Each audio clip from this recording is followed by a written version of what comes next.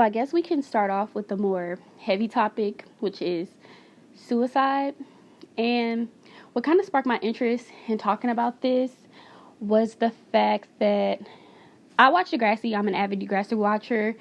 Not the new school Degrassi, but like the old school Degrassi with Emma and all of them. And then I had recently started watching, not recently, but years ago, I watched the entire Degrassi Junior High, Degrassi High series, and I came across an episode where one of their students had committed suicide.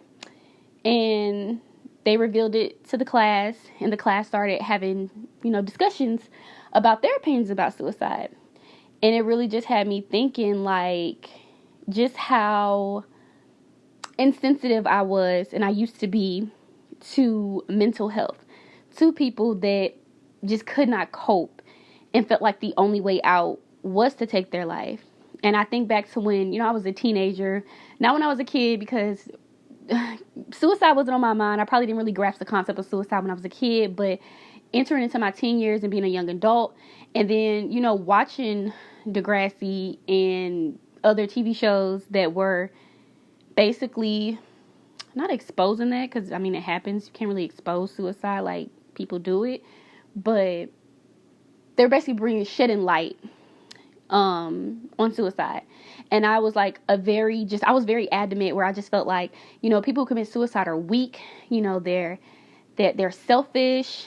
And especially if they had kids, I felt like that was just the worst shit ever. I'm just like, dude, like, you have a baby, you have a child that's dependent on you, that loves you. Why is your child not enough to make you want to push forward? Like, that's so selfish, that's so wrong. Like, I used to get just irritated and just so mad when it came to, like, just the topic of suicide, because I guess because I was ignorant to how a person in that mental state is thinking, how irrational and impulsive that they're thinking. And I just completely felt like it was just the worst selfish act you could do. It wasn't until I got into my 20s where I really got a taste of adulting and adulthood, where I started myself to deal with bouts of depression. I didn't have children at this point, but I did find myself, I would be dealing with just like bouts of depression. I would just get overwhelmed just by life, trying to provide for myself, trying to take care of myself, trying to make sure I reach certain things by a certain age, or feeling like I'm a failure if I don't, or that I'm a bum, or I'm lazy, or like I'm just not doing what I'm supposed to do. And I would go through these bouts of depression, but I was always the type of person, I would try to encourage myself, and I would just pull myself out of those little rough patches. But I was also a person that did not mind, and I actually preferred to suffer silently.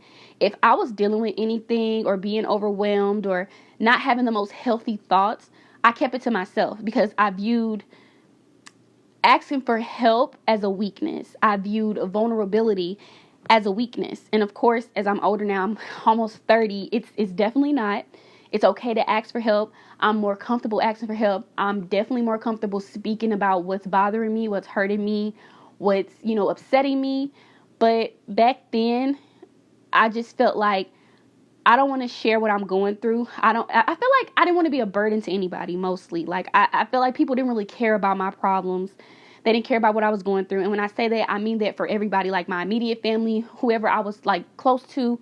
I just feel like I don't really want to burden somebody else with my problems. And my problems may seem like nothing to them. They may be like, girl, what the fuck? Like, get over that shit. Like, what the fuck are you even stressing about that for? And one thing I hated is if I vented to somebody and I felt like they didn't care. And I felt like they were brushing me off. And I felt like I was bothering them by trying to express myself to them. So it just kind of, in a way, it taught me to just keep everything in and try to push through everything, or as I like to say, try to thug it out. And unfortunately, the older I got, the more I realized I was not dealing with my problems. If something was bothering me or made me mad, it made me sad, I would just keep it to myself, hold it in, and I would put on like this fake strong persona in my poker face, like nothing is bothering me, I'm good, blah, blah, blah. Whole time mentally, I'm tormented. And I did that for so long. I'm not going to say I wasn't suicidal, but I'm not going to lie and say I didn't have suicidal thoughts. Like, not necessarily trying to come up with a plan or devise some type of plan to off myself, but more so in the sense that sometimes I would get so overwhelmed with whatever was going wrong in my life, whether it be I couldn't find a job, or I just couldn't find a job that I liked and I kept quitting jobs, or maybe I was living somewhere and I quit my job, or my job just wasn't working out for me and I was, getting behind on bills, or my bills were coming up and I didn't have enough money to pay them, and all of that. And I would just sometimes feel like, oh my God, if I were dead, like, I wouldn't have to feel this. I wouldn't have to deal with this. Like, oh my goodness. But it was never to the point where I started to try to act on those thoughts. And I didn't have those thoughts as frequently, but I did have them. And I never committed any type of self-harming act. I never attempted suicide. I never even would allow myself to entertain the thought of committing suicide, because I always had in the back of my mind, like, shit gets better. And if anything, music was a big coping. It was just like a big coping mechanism for me. I would listen to certain songs, and it's amazing the power that, like, music has. But I would listen to certain songs and they would just, like, motivate me. Like a song would be the reason why I would kind of, like, be uplifted and be in better spirits and be in a better mood. So a lot of times music served as my therapist. And I just used to always just try to get positive thoughts, but I really didn't really understand people that had kids and they were having suicidal thoughts and they were thinking about doing it, and how selfish that was. I didn't experience that myself until I had my first child. And I had my first child when I was 24. Yeah, that was my very first pregnancy, first baby. This is, like, new to me. I'm, a perfectly healthy 24-year-old woman at this point. I'm not expecting anything less of just, like, the textbook pregnancy, like a great pregnancy. I had everything mapped out in my mind, from, doing, like, maternity shoots, to the baby shower, to a gender reveal, to what hospital I was going to deliver at, to I just felt like I had so much control over how my pregnancy was going to go.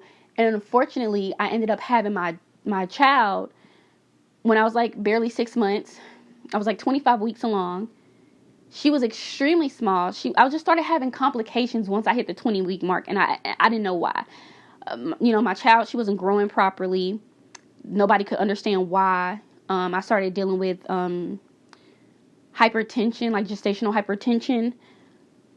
Or is it gestational hypertension? I don't know what it's called, but whatever, like hypertension. I started dealing with that and basically was developing into, like, preeclampsia.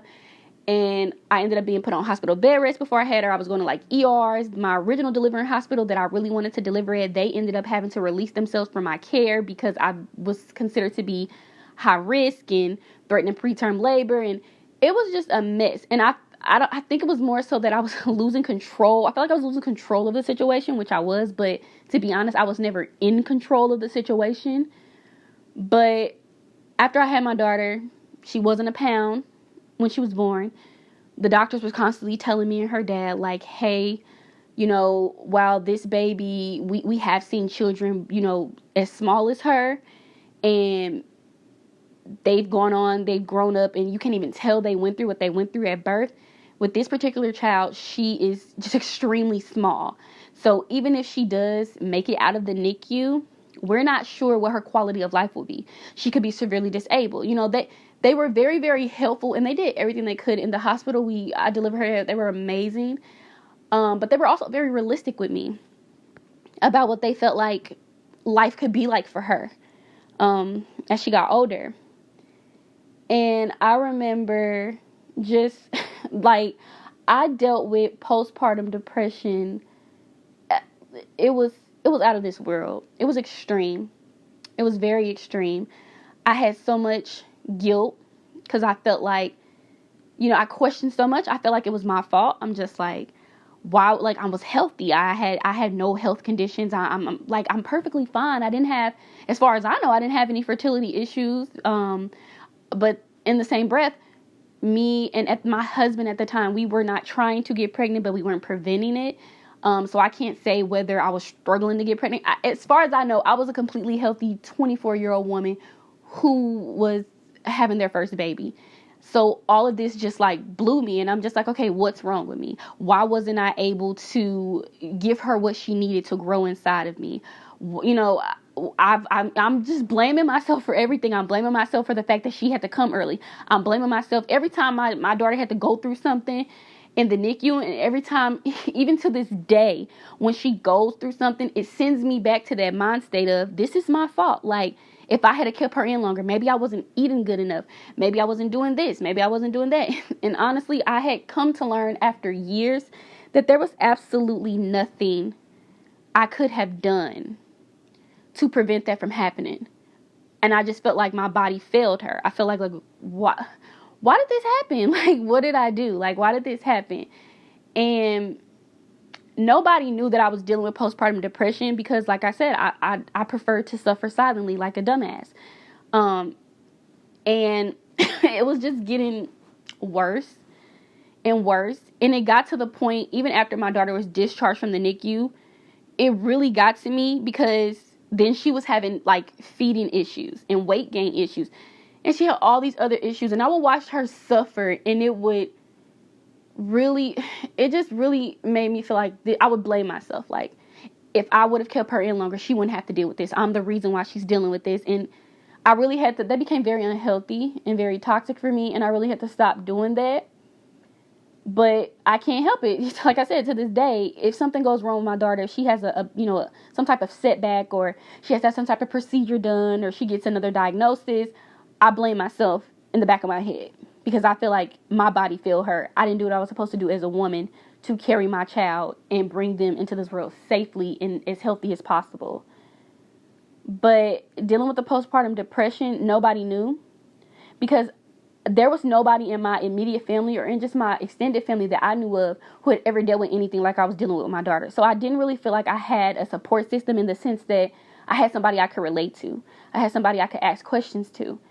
I was really relying on my own research and self-education and the medical team that was working with my daughter to really inform me and try to guide me and help me to make the right decisions that I needed to make for her medical care. And that became very overwhelming. And I was in a really terrible place mentally, but nobody knew. I still had the same personality. I still was laughing and smiling and cracking jokes. Nobody could look at me or sit with me and interact with me and tell that something was wrong with me. Nobody knew that. And it got to the point sometimes as my daughter was getting older and she had like all this therapy, and she still does, and she has all this therapy and she sees all these different specialists, and it was just, it was just fucking terrible. Like, I can't even put into words what I dealt with. And it got to the point where I realized I had to seek some type of help. And I was just beating myself up too much about it. And I had this little baby here with all these issues. And I made it a point to take on all of it by myself. I did not, like an idiot once again, I did not ask for the private duty nursing that she was eligible for when she first left the NICU. I really wanted to just take care of her myself. And part of it was because she was in the NICU for so long and I didn't feel like a mom because I felt like the nurses were kind of do all of her caring. I didn't really get that new parent, first time parent experience because my daughter was in an incubator. I couldn't even hold my daughter the first, 2 weeks of her life. So when she came home, I took on the load, the overwhelming ass load of completely taking care of her by myself. And that didn't help either with my mental state. And then I sought help, and I started seeing a therapist, started getting counseling therapy sessions, I think twice a month for like an hour. And as time went on, I realized the more I was releasing and just expressing, just expressing my true, raw, honest feelings about everything, the better I felt.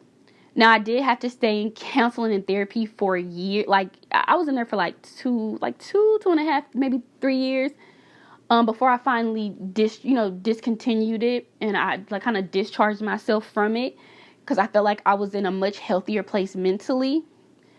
But I can't lie and say there weren't times where I was just so overwhelmed and I felt like, especially when my daughter was like doing therapies and stuff, and it just seemed like nothing was working. Once again, I felt like, okay, this is my fault. Why am I not doing enough? Like, what is going on? And there was definitely times where I started to feel like maybe I'm not meant to be her mom. Maybe she's not meant to be with me. Maybe I'm not meant to be here because I'm just making shit worse. And even though I love my daughter with every bit of me, from the bottom of my heart to the depths of my soul, I love my daughter.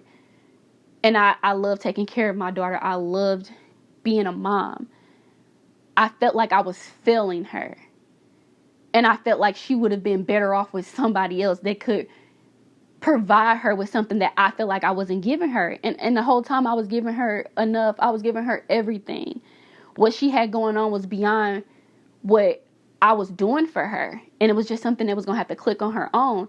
And in that moment, I realized, well, now I see how people with kids could honestly entertain the idea of killing themselves. Because sometimes if you feel like you may be doing an awesome job, but if you feel like as a parent, I'm not doing enough, or I'm not giving my kids what they deserve, and I feel like they deserve better, and I'm not doing this and I'm not doing that, and you really like sit in those thoughts and soak in those thoughts, and you put that shit in your head, after a while you do start to feel like, man, my kids are better off without me. I'm better off not being here. And then just being overwhelmed and oh my God, just all of that, it can lead you down a dark path mentally. And I understood then that I couldn't, at that moment, I mean, I already didn't really judge people because I don't know what, especially when it's something I've never been through, I don't sit here and speak on what I wouldn't deal with or say what I would or wouldn't do in a situation because that I've never been in. And I really saw in that moment, I thought back to when, my younger years, or even just sometimes it was just as recently as when I was, at that time I was 24, 25, as recently as when I was 21 and I still had these thoughts. And I was like, now that I'm actually living this and I'm experiencing this, I can see why people would head down that path. And some people, they cope different. Not everybody can cope with things. It may be minor to you and you feel like, girl, like stop worrying about that shit. Like, move on, boss up, blah, blah, blah, blah, blah. Just because you're able to pull yourself through something, somebody else may not be able to. For them, it could be their bills are piling up and they can't find a job. So a lot of it, to me, is just trying to stop that feeling that you're feeling. That peace that you probably only get when you're sleeping. Because you're not feeling anything. You're not really dealing with any feelings that you have. But when you wake up, when you open your eyes, all of that comes back to you. And some people, it becomes too much. And unfortunately, they don't want to try to make it better. They really have convinced themselves it doesn't get better. It's not going to get better. Or I'm not strong enough to wait until it gets better. And they do that, and it's because it does get better. There's no way to say how long it's going to take or how it's going to get better, but it does get better. And it just really taught me, just don't speak on shit you haven't been through. Don't have an opinion on shit you really haven't. I ain't gonna say necessarily don't have an opinion, because everybody has opinions, but don't be so quick to bash somebody for dealing with something a certain way that you feel like had you been in that same situation, you wouldn't have done. Or I wouldn't have done this. I wouldn't have said this, because everybody's different. Everybody handle things different. Everybody copes with things different. Some people, unfortunately, were raised to not deal with their feelings, not deal with their emotions, to be strong and just push through. And that's so unhealthy. And the closer I'm getting to 30, the older I'm getting, the more I'm realizing how unhealthy that is, because I did that for years. I allowed myself to suffer silently for years based off of pride, or based off of me not wanting to be viewed a certain way. And now I'm realizing, talk about something until you all talked out. If something is attacking your mental health, if something is bothering you, just let it out. If that means going on a damn rant on your social media accounts, if that means you get a journal, or if that means you writing in your notes in your phone or something, or you talking to somebody, you venting to somebody, let that all out. Vent to somebody that you know is just gonna let you talk, but that's gonna listen. Not somebody that's gonna want to hop in and get a 2 cents, or try to redirect you away from talking about what's bothering you, because we get that too much. I get too many times where people are like, oh, you shouldn't talk about that, or you don't say nothing about that because that makes you look like this, or that makes you look like that, or don't speak on that, don't even get at your energy. No, I'm gonna give it all my energy. I'm gonna give it all the energy that I have, so I can get that out of my system, and I can properly heal from that and move on from it. Because once you have stuff built up like that, it really does take a toll on your mental health. And then that's where those dark thoughts come in. And I want people to allow people to vent and to open up and to express what's hurting them, and to go through all those emotions they're going to go through naturally as part of their healing process. So many people choose to act fake strong, act fake unbothered. They want to act like they're not quote unquote pressed, and all of this about a situation that's really, really bothering them and tearing them down mentally. But because they want to be seen as strong, they don't want people to know that they're bothered. They don't want people to know that they really are giving any thought. They act like they don't care about it. They act like, oh, well, I don't care about that. I don't give a fuck about that. I'm over that. Whole time, they're going through a mental fucking storm about this exact situation.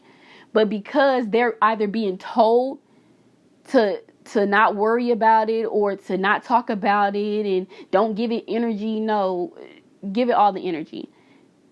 And people should allow people to vent and not try to redirect them away from expressing how they feel, because everybody has a right to do that. Nobody should be having somebody discuss them grieving about losing a loved one or a family member and say, you know what, it's just time for you to get over there. Let's not talk about that. Let's talk about something happy.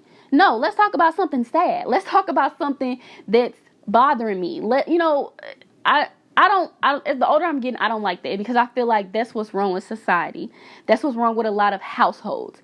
They want you to basically suppress any hurt or pain that you've experienced, or trauma that you've experienced, and to just move on from it.